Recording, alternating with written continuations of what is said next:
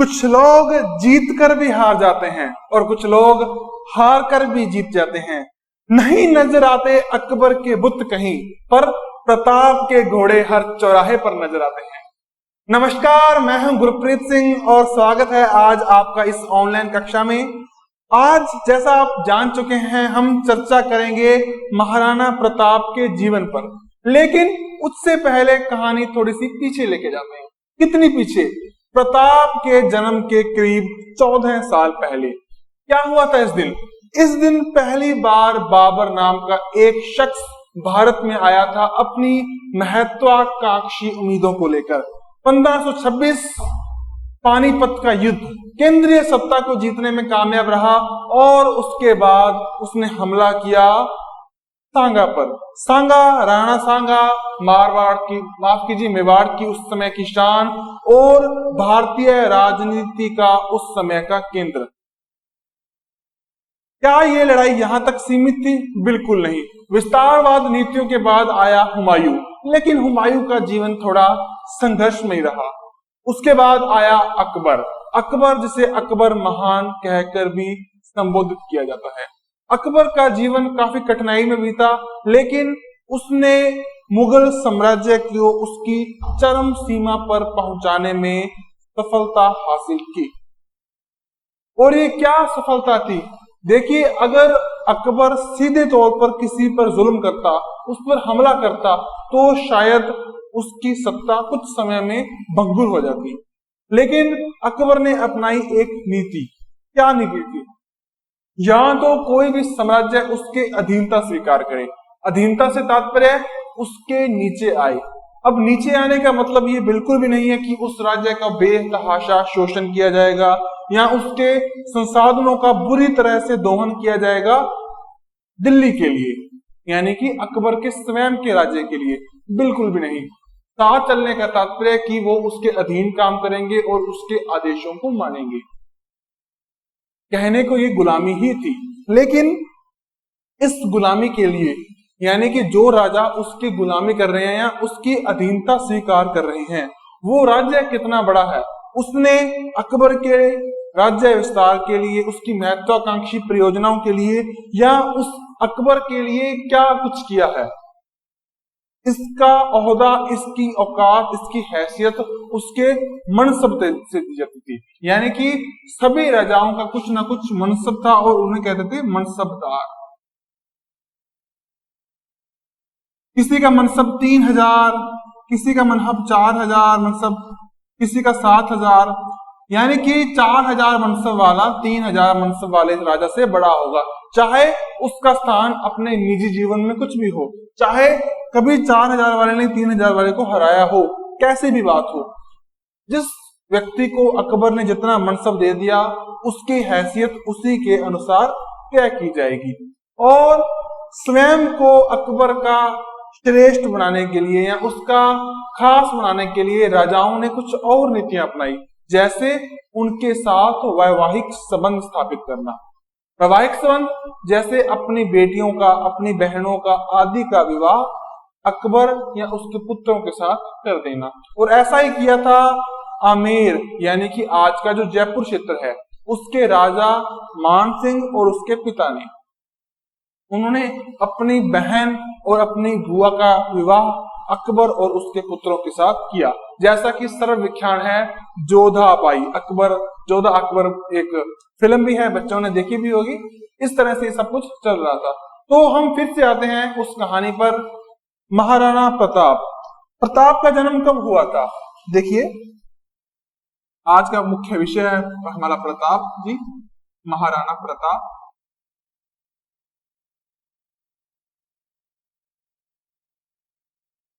हम्म 1540 में इनका जन्म हुआ था और उस समय तारीख थी 9 मई। ठीक है। इनके पिता का नाम था उदय सिंह। उदय सिंह, ये वही उदय सिंह थे जिन्होंने 1559 में उदयपुर शहर की स्थापना की थी और अपने ही नाम पर उसका नाम रख दिया था उदयपुर। इनकी माता का नाम था जयवंता बाई। जयवंता बाई। हाँ, कुछ जगह पर जयवंता बाई भी लिखा जाता है, अलग अलग लिखने का स्टाइल है, तरीका है, कैसे लिख सकते हैं। ठीक है बच्चों। अब देखिए बच्चों, इनके पिता के पिता या इनके पूर्वजों के भांति इनमें भी शौर्य, बलिदान और साहस का रक्त दौड़ रहा था। इनकी प्रेरणा थे राणा सांगा, जिन्होंने अपने अप्रतिम शौर्य के बल पर, अप्रतिम बहादुरी के बल पर संपूर्ण भारत में अपनी ख्यातियों का डंका बजा रखा था। और ऐसे ही थे प्रताप। लेकिन एक समस्या थी, महाराणा प्रताप अपने पिता के सबसे बड़े पुत्र होने के बावजूद राजा नहीं बन सकते थे। क्यों? क्योंकि इनकी एक अन्य मां थी, यानी कि इनके पिता की एक अन्य पत्नी, उनका नाम था धीर कंवर। धीर कंवर का पुत्र था जगमाल। ये जगमाल बनना चाहता था राजा, ठीक है ना। और इस जगमाल को राजा बनाया इनके पिता उदय सिंह ने, इसको दरकिनार करके प्रताप को। ठीक है। तो बच्चों, ये कहानी कब से शुरू होगी कि अकबर की यहाँ पर एंट्री होगी? क्या प्रताप के बाद, प्रताप के राजा बनने के बाद, या जगमाल के राजा बनने के बाद? तो चलते हैं प्रताप के जन्म के 27 साल के होने के बाद तक। 1567 का साल था, फरवरी 1567। क्या हुआ था इस दिन? इस दिन अकबर ने अपनी शाही सेना के साथ मेवाड़ पर हमला कर दिया था। हमला करने पर बहादुरी से मेवाड़ की सेना ने संघर्ष किया, लेकिन इनके 2 वीरों की मृत्यु हो गई। और ये जो 2 वीर थे, ये थे जयमल और फत्ता। देखिए, फत्ता इस तरह भी लिख देते हैं, कुछ लोग पत्ता लिखते हैं, है ना। अलग अलग ग्रंथों में इसका अलग अलग वर्णन मिलता है। हालांकि इतने बहादुर थे कि इनकी बहादुरी का कायल अकबर भी हो गया, और उसने अपने एक दुर्ग, आगरा के दुर्ग के मुख्य द्वार पर इन दोनों वीर योद्धाओं की हाथी पर सवार मूर्तियां लगवाई। हालांकि बाद में औरंगजेब आया, उन्होंने इसको तुड़वा दिया या हटवा दिया, जो भी बात की बात है, लेकिन स्वयं अकबर इनकी बहादुरी से बहुत ज्यादा प्रभावित था। इसी के लिए एक वाक्य है या एक कविता का दोहा है जो हमेशा मारवाड़ के लिए बोला जाता है कि भूख न मेटो मेटतो न मेटो नागोर, रजवड़ भूख अनोखड़ी मरे मिटे चित्तौड़। यानी कि इतनी बहादुरी, इतना शौर्य कि अपनी मातृभूमि के लिए सदैव, उसके बलिदान के लिए, उसको बलिदान देने के लिए सदैव तत्पर। ऐसे थे मेवाड़ के योद्धा, और इन्हीं योद्धाओं में से थे एक थे प्रताप। लेकिन उनकी माता, उनकी सौतेली माता कहें कि उनकी स्टेप मदर कहें, धीर कंवर, उसकी जिद थी कि मेरे पुत्र जगमाल को राजा बनाया जाए। तो जाहिर सी बात है, जगमाल को राजा बनाया गया, लेकिन वहां के सरदार, वहां के सामंत या वहां के लोग इससे खुश नहीं थे, क्योंकि प्रताप की बहादुरी, उसकी दूरदृष्टिता से वो परिचित थे, और वे मन ही मन प्रताप को अपना राजा मान चुके थे और बनाना भी चाहते थे। तो इसी के संदर्भ में 28 फरवरी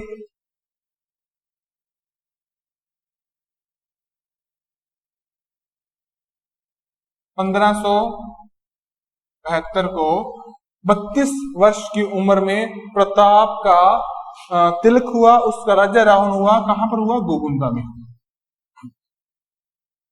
यानी कि गोगुंदा में तिलक होते ही प्रताप ने गोगुंदा को अपनी राजधानी के रूप में बना लिया था। अब बच्चों, इसके बाद क्या हुआ? इसके बाद शुरू हुआ संघर्ष का सिलसिला, लेकिन इसके में भी 2 पेच हैं। देखिए, प्रताप के राजा बनते ही उसके पास 2 विकल्प आए। पहला विकल्प यह था कि वो अकबर की अधीनता को स्वीकार कर ले। इसका तात्पर्य था कि वो इसके बाद सुखमय जीवन को व्यतीत करेगा, उसके प्रजा पर भी खुशियों का और विकास का चलन आ जाएगा, ठीक है ना। उसके राज्य की तरक्की होगी, उसको भी मनसब दिए जाएंगे, राज्य जो शाही राज दरबार था उसमें उपस्थित होगा वो, इस तरह की उसको भी सुविधाएं मिलेगी। और दूसरा रास्ता था संघर्ष का रास्ता।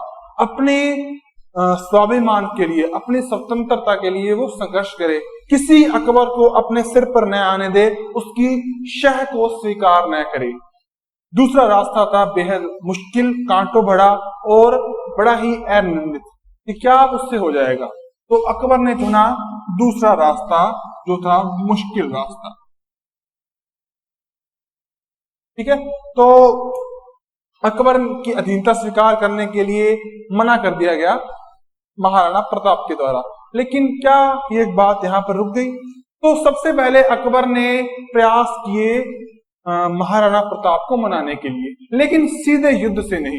युद्ध में जनहानि होगी, दिक्कत आएगी, बाद में मान लो हार भी गया प्रताप, तो उस क्षेत्र पे कब्जा करने के लिए निरंतर अपना संघर्ष वो चालू रखेगा। इसके लिए सबसे पहले जरूरी थी वार्ता, कि बातचीत की जाए और बातचीत के जरिए अकबर की अधीनता में प्रताप को लाया जाए। तो इस बातचीत के दौर में सबसे पहला जो मोहरा था वो था जलाल खां कोरची। जलाल खां कोरची, जिसको अकबर को मनाने के लिए भेजा गया, एक मशहूर, एक उनका कूटनीतिज्ञ, एक राजनीतिज्ञ, जिसके किस्से काफी उस समय तक प्रचलित थी। तो सबसे पहला आया था जलाल खां कोरची।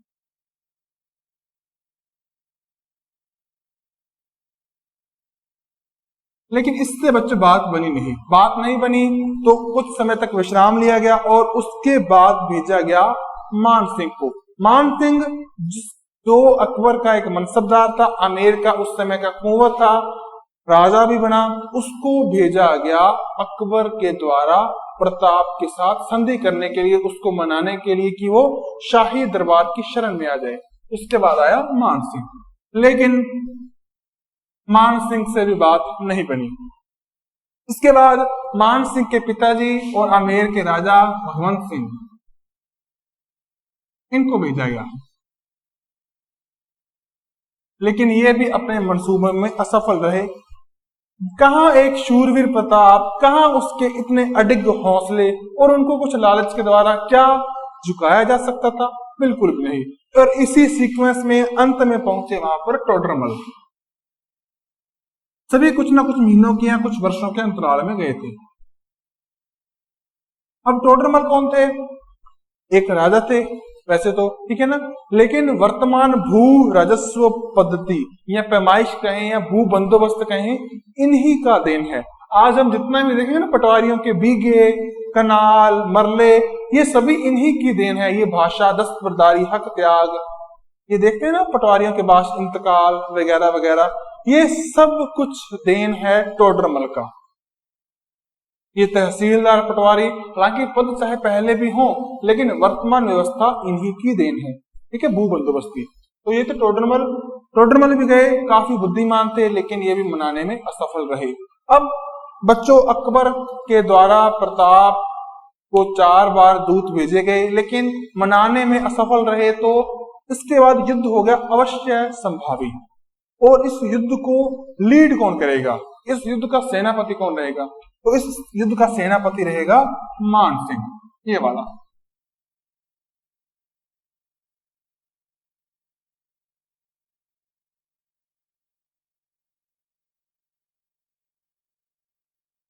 अब ये वाला सेनापति बनेगा, इसको किसने कहा? ये कहा अकबर ने। अकबर आया था राजस्थान में, अब के राजपुताना जो भी कहेंगे नाम इसका, उस समय राजस्थान नहीं था। तो अजमेर की मनसबदारी दी गई मान सिंह को, और मार्च 1576 में उसे बनाया गया वहां का सेनापति, सेना का, मार्च 1576, ठीक है ना, अजमेर। इसके बाद क्या हुआ बच्चों? एक सेना का संगठन किया गया, और सेना में कौन था? सेना में था गाजी खां, बख्श खां, यासुद्दीन अली, आसिफ खां, सैयद अहमद खां, सैयद हाशिम खां, जलाल खां कचवाहा, जगन्नाथ कचवाहा, सैयद राजू। इस तरह के कुछ लोग थे जो मुस्लिम भी थे और रजवाड़े भी थे। इस तरह की सेना का गठन किया गया। लेकिन एक हिंदू राजा को अपने सेना नायक की तरह स्वीकार करना कुछ मुस्लिम शासकों, कुछ लोगों जो चाहे जागीरदार थे या कुछ भी तरह के थे, सावंत थे, जो भी थे, उनको पसंद नहीं आया। और इसका एक उदाहरण मिलता है बंदायूनी। बंदायूनी ने एक बार नकीब खां से कहा, जो कि नकीब खां की शरण में था, बंदायूनी नकीब खां से कि आओ भाई साहब लड़ाई लड़ने चले। तो नकीब खान ने कहा कि अगर एक मुस्लिम सेना नायक के अधीन कोई लड़ाई लड़ी जाए शाही सेना के द्वारा तो संभवतः मैं उसका पहला सैनिक होऊंगा।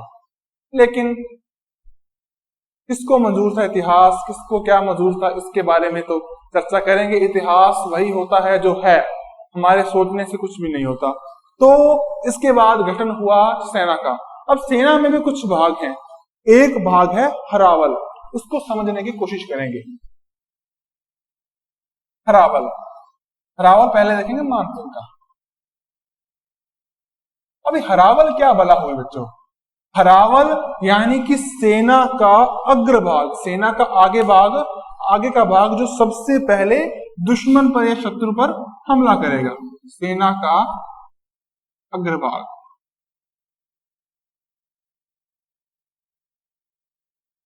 ठीक है, तो बच्चों सेना का अग्रभाग जिस पर इसके द्वारा सबसे पहले हमला किया जाएगा तो उसमें थे ग्वालियर के राम शाह। ठीक है ना, ग्वालियर के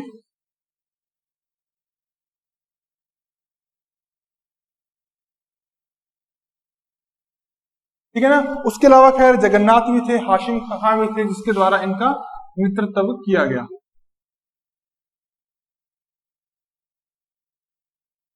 यानी कि ये मुख्य तीन लोग थे जो मान सिंह की सेना का हरावल भाग का नेतृत्व कर रहे थे। उसके अलावा प्रताप, प्रताप की सेना भी थी और उसके हरावल दो थे, यानी कि उसकी सेना के अग्रभाग का नेतृत्व करने वाले दो व्यक्ति थे। कौन कौन से व्यक्ति थे जानते हैं इसके बारे में।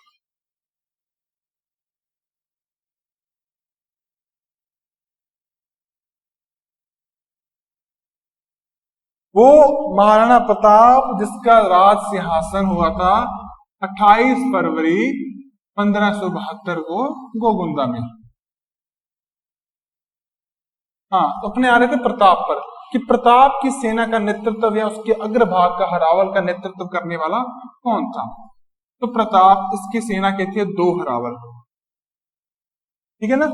इसकी पहली हरावल में थे हाकिम खां, राम शाह, पुरोहित गोपीनाथ, चारण, शंकरदास, सुलुम्बर के चूड़ावत कृष्ण, इसके अलावा सरदारगढ़ के भीम सिंह और रामदास। यानी कि आप लिख सकते हैं रामदास वगैरह, चूड़ावत, भीम सिंह, इस तरह के ना जो आपको मैंने नाम बताए हैं, हाशिम खां, है ना, इस तरह के लोग इसमें मौजूद थे, है ना। यानी कि ये बात हम कतई नहीं कह सकते कि ये कोई हिंदुओं की और मुसलमानों की लड़ाई थी, क्योंकि दोनों तरफ हिंदू भी थे, प्रताप, भामाशाह जैसे, और दोनों तरफ मुसलमान भी थे, हाशिम खान जैसे। ठीक है, या फिर खुद अकबर तो मुस्लिम था ही। दोनों तरफ की सेनाओं में हिंदू और मुस्लिम होने के कारण इसको सांप्रदायिक लड़ाई तो बिल्कुल भी नहीं कहा जा सकता। अब इसके बाद बच्चों एक और बात कि जो दूसरा भाग था उसमें कौन था। उसमें था खुद एक प्रताप, दूसरा था भामाशाह, तीसरा था ताराचंद। ताराचंद था भामाशाह का भाई। अब भामाशाह का नाम हमने बहुत सुना है। भामाशाह एक ऐसे दानी थे जिन्होंने मारवाड़ और स्वाधीनता के लिए प्रताप की तन मन धन से सहायता की। उन्होंने अपना सर्वत्र प्रताप को दान कर दिया। आज के समय भी ना अगर कोई व्यक्ति किसी को दान करे तो उसे कहा जाता है भामाशाह, क्योंकि इसी संज्ञा के कारण हम अपने आप को गौरवान्वित महसूस करते हैं। हम महसूस करते हैं कि किस तरह से एक पूर्वज थे हमारे भामाशाह, उन्होंने एक राज्य की सुरक्षा, उसकी स्वाधीनता के लिए अपने उम्र भर की पूंजी और अपने पैतृक पूंजी को दान कर दिया। ये थे भामाशाह। ठीक है ना। अब इस युद्ध को लड़ा जाना आज तय हो गया। अब ये युद्ध कब लड़ा गया? ये युद्ध लड़ा गया 18 जून 1576। कुछ विद्वान इसमें कहते हैं कि 21 जून 1576, लेकिन अपने पाठ्य पुस्तक में भी यही डेट लिखी है। और हल्दी घाटी जहां पर युद्ध हुआ था वहां पर एक शिलालेख है, शिलालेख पर भी इसी तिथि को अंकित किया गया है। अब बच्चों अगली बात कि हल्दी घाटी ही क्यों? हल्दी घाटी थी बच्चों एक संकरी सी पहाड़ी जगह, इसकी मिट्टी थी हल्दी की जैसी रंग की, तो उसको हल्दी घाटी कहा गया। लेकिन पहाड़ी जगह क्यों? क्योंकि वहां पर लड़ना आसान होगा, वहां पर कम सेना आएगी, क्योंकि इतिहास में दर्ज है, बहुत से इतिहासकारों ने लिखा है कि मुगल सेना के आगे मेवाड़ की सेना काफी छोटी थी। अगर आंकड़ों की बात करें तो कुछ आंकड़ों में बताया गया है कि मुगल सेना थी लगभग 1 से 1.5 लाख और प्रताप की सेना थी 20 से 50 हजार। जो भी आंकड़ा हो, प्रताप की सेना मुगलों की सेना के सामने बहुत छोटी थी। नतीजा ये हुआ कि युद्ध हुआ प्रारंभ। युद्ध प्रारंभ हुआ, दोनों तरफ से युद्ध लड़ा जाने लगा। काफी बहादुर योद्धा थे, जिसमें सैयद हाशिम खां जैसे लोग थे, बहुत लोग थे, अच्छी तरह से वो लड़ाई लड़ रहे थे। तभी क्या हुआ, प्रताप की सेना से एक हाथी था लूणा, और सामने की जो शाही सेना से हाथी थी वो था गजा खां, ठीक है ना। कई नाम है, गजमुख भी कहते हैं, अलग अलग नाम है इनके, तो गजमुख थे। इसी कारण से हाथी को हटना पड़ा, लूणा को हार गया, वो ये घायल हो गया, जो भी था। उसकी जगह एक बहुचर्चित हाथी आया, प्रताप का प्रिय हाथी था, उसका नाम था राम प्रसाद।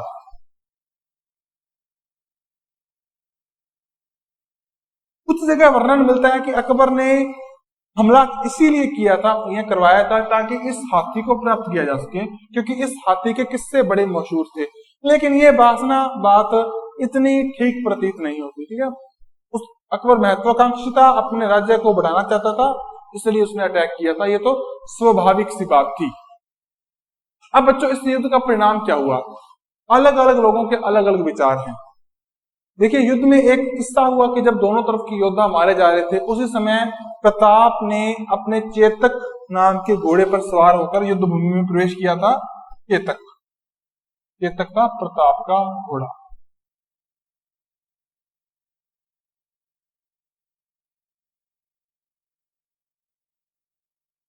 इस घोड़े पर सवार होकर किया युद्ध में प्रवेश। उस समय मान सिंह एक हाथी पर सवार था और युद्ध का नेतृत्व कर रहा था एज ए सेनापति। तो प्रताप ने अपने चेतक घोड़े की एक छलांग लगवाई और एक बर्छे या एक भाले की सहायता से मान सिंह पर प्रहार किया, लेकिन मान सिंह झुक गया और एक शील्ड या एक कवच के नीचे चला गया। उससे वो बच गया, लेकिन उससे कुछ घटना हो गई। क्या? मान सिंह के जो हाथी था उसकी सूंड थी, उसके आसपास थे सींग, और सींगों पर बंधी थी कुछ तलवारें या तलवार नुमा कुछ आकृतियां। उससे चेतक घोड़ा, प्रताप का घोड़े का पैर जख्मी हो गया, कट गया। प्रताप का प्रिय घोड़ा, आज भी उसकी नस्लें तैयार हो रही हैं, इतना अच्छा घोड़ा मर गया, या उस मर नहीं गया, मूर्छित हो गया वो, या वो घायल हो गया। प्रताप अब तक कुछ लोगों से घिर चुका था, लोगों ने उस पर प्रहार करना शुरू कर दिया, लेकिन प्रताप किसी न किसी तरह से बच गया। इसके साथ ये युद्ध लगभग खत्म हो गया। जो भी कारण थे इसके बाद हम डिस्कस करेंगे युद्ध खत्म क्यों हुआ। सभी अपने अपने घरों को चल पड़े। प्रताप का घोड़ा कुछ आगे गया और एक नाले के किनारे उसने जाकर अंतिम सांस ली, जहां पर उसकी छतरी आज भी बनी हुई है। बच्चों, कुछ लोगों का वर्णन है, कुछ चारण साहित्य में लिखा गया है कि ऐसा क्यों हुआ, ये युद्ध क्यों हुआ। देखिए, चारणों ने बात बढ़ा चढ़ाकर करी है, तो हम उसको ऐतिहासिक रूप से सही नहीं मानते। हम यानी कि हमारी बोर्ड की क्लास भी नहीं मानती, और कुछ महत्वपूर्ण गौरीशंकर ओझा जैसे लेखक हैं, माफ कीजिए, गौरीशंकर और हरीश जी जैसे लेखक हैं, हीरा जी जैसे लेखक हैं, जो इस तथ्यों को सही नहीं मानते। क्या तथ्य थे ये? कि एक बार जब मान सिंह आया था अकबर को कि अकबर के कहने पर प्रताप को मनाने के लिए कि आइए भाई साहब, आप अकबर का आधिपत्य स्वीकार कर लीजिए, तो उनकी जो भेंट होनी थी, उनका जो भोजन रखा गया था, वो रखा गया था उदयपाल नाम की एक जगह पर। तो वहां पर प्रताप का पुत्र था जो अमर सिंह,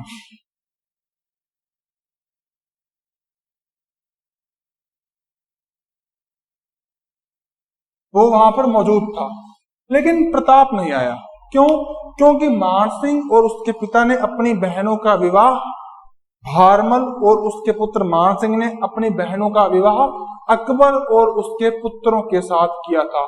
इसलिए कहीं ना कहीं अकबर जो मान सिंह और उसके परिवार को अशुद्ध मानता था, क्योंकि उन्होंने राजपूतों ने विवाह कर लिया था मुसलमानों से, मुगलों से, और इस बात का पता था मान सिंह को भी। इसीलिए जब मान सिंह अकबर के साथ उसके पास गया उसको मनाने के लिए, तो वो भोजन पर नहीं आया।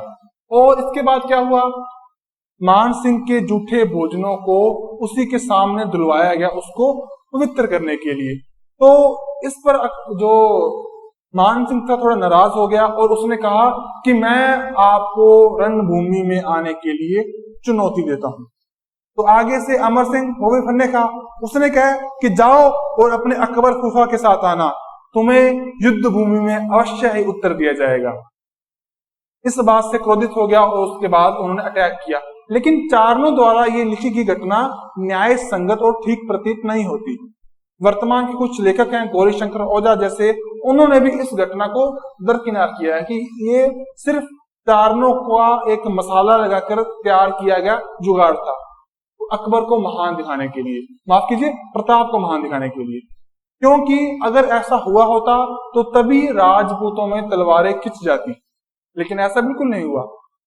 दूसरी तरफ अगर अकबर के साथ होना, मान सिंह का होना, अगर प्रताप को इतना ही बुरा लगता था एक नस्लीय नजरिए से, तो क्यों वो अपनी सेना में हाकिम खान जैसे मुसलमानों को भर्ती करता? बिल्कुल जाहिर सी बात थी ऐसा नहीं हुआ होगा। तो युद्ध हुआ, युद्ध हल्दी घाटी का, उसके विघटित होने के क्या परिणाम थे? क्यों मुस्लिम सेना वहां से चली गई? सबसे पहला कारण था गर्मी।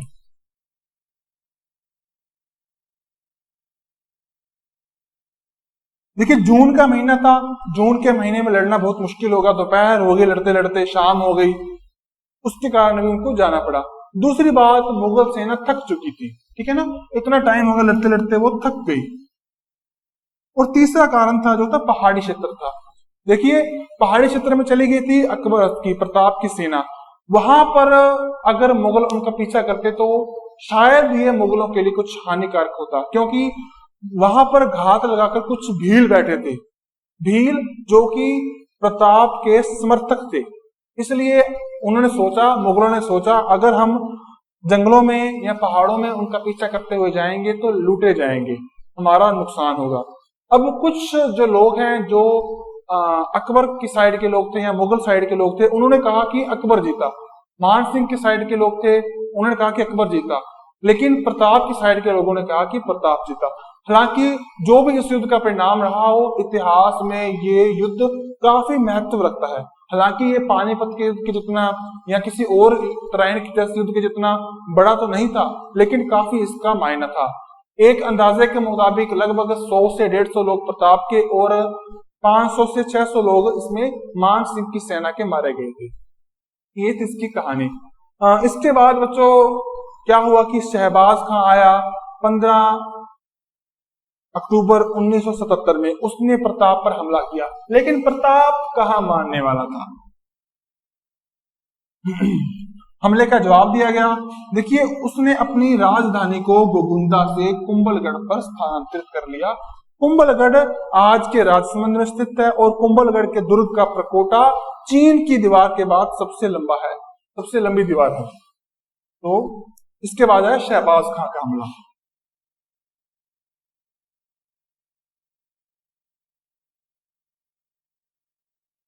शहबाज खां का जो अटैक हुआ था वो हुआ था अक्टूबर 1977।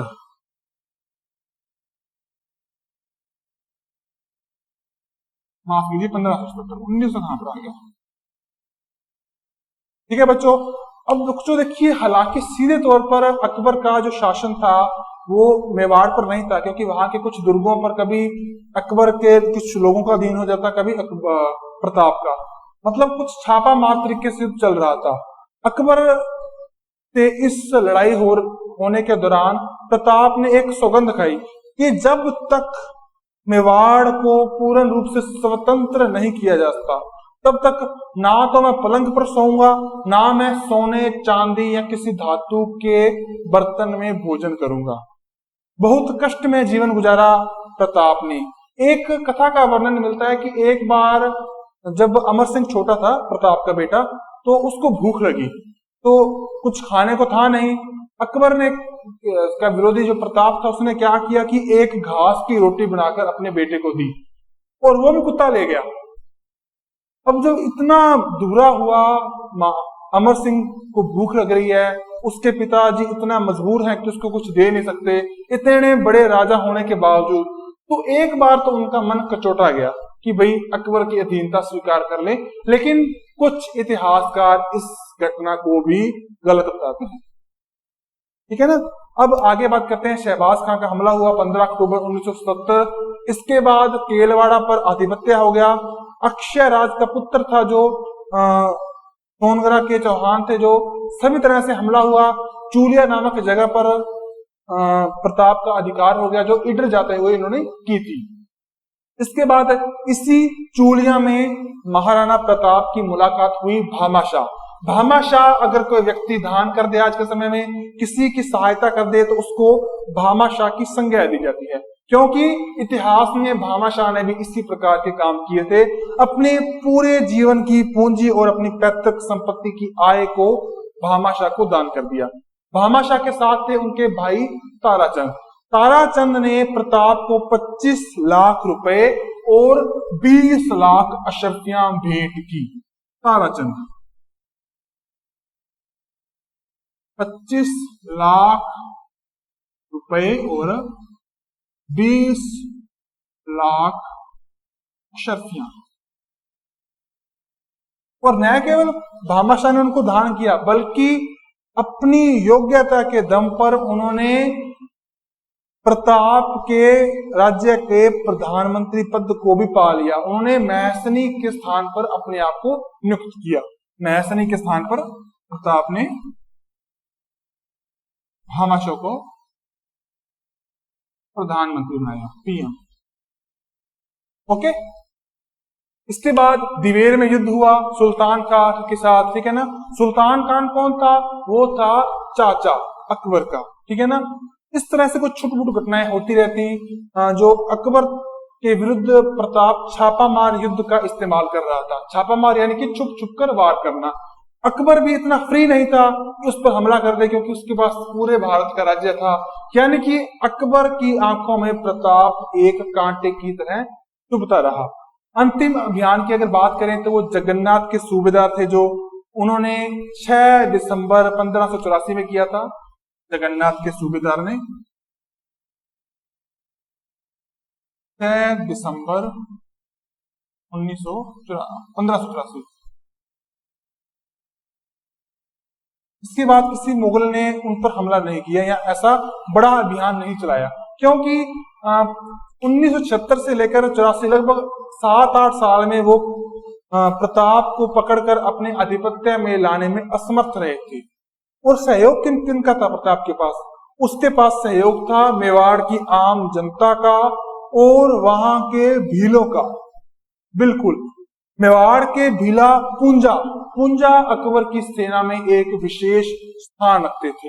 वहां के ध्वज, राष्ट्र ध्वज में भी मेवाड़ के राजकीय चिन्ह के साथ साथ भीलों का स्थान या उनका निशान भी है। तो बड़े फक्र महसूस करते हैं अपने आप को।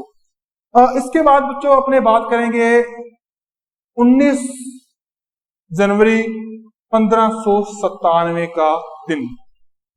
इसका वर्णन किया गया है जीवधर की अमर जो काव्यांश है उसमें। 19 जनवरी 1597 क्या हुआ था इस दिन?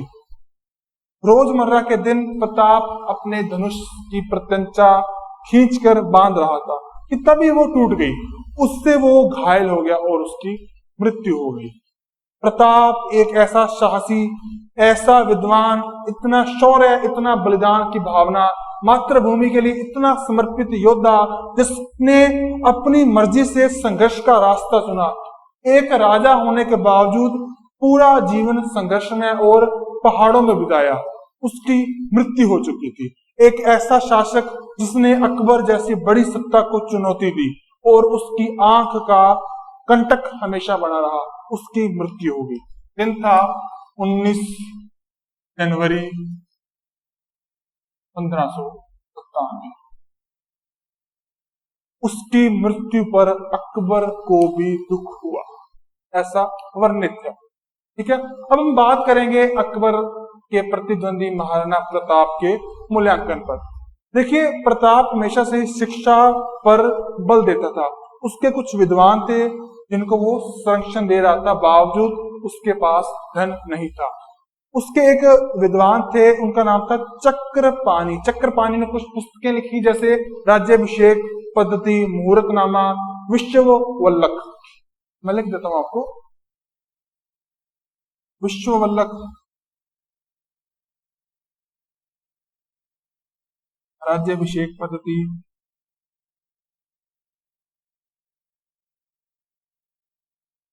ये है चक्रपाणि द्वारा लिखी गई। आज में भी चक्रपाणि भारत की काफी मशहूर नेता है, ठीक है ना। और इन्होंने एक और पुस्तक लिखी थी, मुहूर्तमाला, ठीक है ना। अब अपने इनके चरित्र के बारे में बात करेंगे, इनका चरित्र कैसा था। सबसे पहले तो ये कभी निहत्थे पर वार नहीं करते थे, हमेशा 2 तलवारें लेकर घूमते थे। निहत्थे पर वार नहीं करना। 2 तलवारें लेकर घूमने का तात्पर्य है कि अगर कोई सामने निहत्था मिले, कोई भी तलवार दे देते, विलड़। दूसरा बंदा, इनके राज चिन्ह में समरसता देखने को मिलती थी। समरसता का तात्पर्य है कि बहु आबादी भीलों का निशान भी इनके राजकीय झंडे में या राज चिन्ह में देखने को मिलता था। उसके बाद ये थे धर्म रक्षक, यानी कि धर्म के अनुसार चलते थे।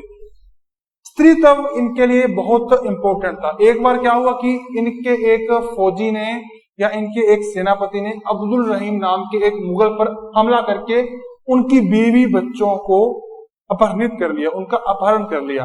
तो इससे प्रताप बहुत दुखी हुए और तुरंत उनको ससम्मान वापस भेजने का हुक्म दिया, ठीक है। उसके अलावा ये हमारे प्रेरक तो हैं, ठीक है। और ये उनके बाद जो राजा हुए, जैसे कि छत्रपति शिवाजी महाराज, उनके भी प्रेरणादायी थे। अब हम इनके मूल्यांकन करेंगे, क्या इनसे हासिल हुआ, क्या इनसे हासिल हुआ मेवाड़ को। अगर ये अकबर का आधिपत्यता स्वीकार कर लेते तो संभवतः इनका जीवन सुखमय बीतता, बिल्कुल बीतता जैसा कि आमेर या अन्य राज्य के लोगों का बीत रहा था, ठीक है। इनका संरक्षण प्राप्त होता, इनके राज्य में जो कॉन्फ्लिक्ट हो रहा था, प्रतिद्वंद हो रहा था, वो न होता, ठीक है। लेकिन इन्होंने संघर्ष का रास्ता चुना। अब संघर्ष से क्या हुआ कि इनकी जनता दुखी रही। राज्य निर्माण का अगर अस्तित्व, अगर अपने राजनीति की बात करें तो उसका अस्तित्व केवल इसलिए है ताकि जन कल्याणकारी नीतियों को अपनाया जाए, लोगों का भला किया जाए। तो क्या इनसे भला हुआ? हालांकि अकबर का मानना, प्रताप का मानना था कि वो स्वाधीन रहे, लेकिन उनके बाद उनका पुत्र अमर सिंह आया, उसने अकबर की अधीनता को स्वीकार कर लिया। तो क्या उनके प्रयास रंग लाए? शायद नहीं, लेकिन भारतीय इतिहास में उन्होंने स्वतंत्रता प्राप्ति के लिए एक प्रेरणा को बनाया, जिसकी प्रेरणा को छत्रपति शिवाजी महाराज ने आगे बढ़ाया। आज का ये लेक्चर इतना ही था। अगले लेक्चर में अपने शिवाजी महाराज और वीर दुर्गादास के बारे में चर्चा करेंगे। तब तक इसको ध्यान से देखिए और अपनी पुस्तक में से पढ़िए। धन्यवाद।